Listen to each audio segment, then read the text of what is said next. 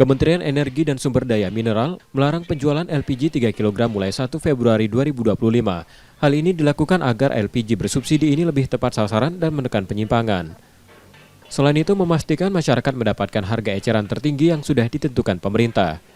Pengecer yang masih ingin berjualan LPG harus terdaftar sebagai pangkalan atau subpenyaluran resmi Pertamina.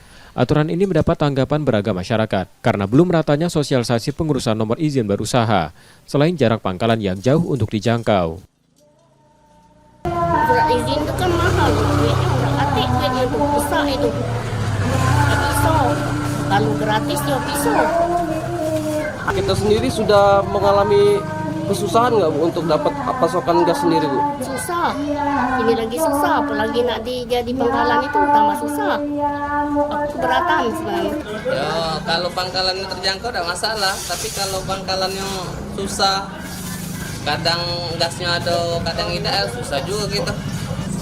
Ya, kalau bisa stok gas tuh jangan dipersulit lah. Pokoknya kita mudah nyarinya, tidak susah, kadang ada, kadang tidak.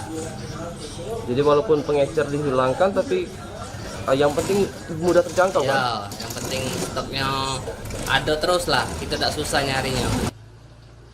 Salah satu pangkalan di Jalan Puncak Sekuning Palembang mengatakan, sebagai pangkalan distribusi yang dilakukan agen masih terbatas, mulai 1 pekan sekali bahkan 2 pekan.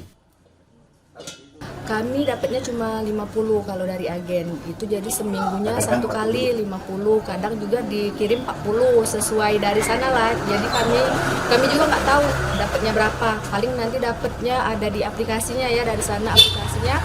Nanti diberitahu di aplikasi itu ada 40 tabung, 50 tabung, nah itu juga nggak tentu. Kadang seminggu 1 kali, kadang 2 minggu sekali gitu. Urus izin gitu. Nah, kalau mengurus izin ya biasanya nih kami dari lurah ya, minta surat izin dari lurah, terus nanti dapat nomor NIB. Nah, jadi itu ya susah ya, lumayan lah dari pihak agen juga dibantuin untuk pengurusannya gitu.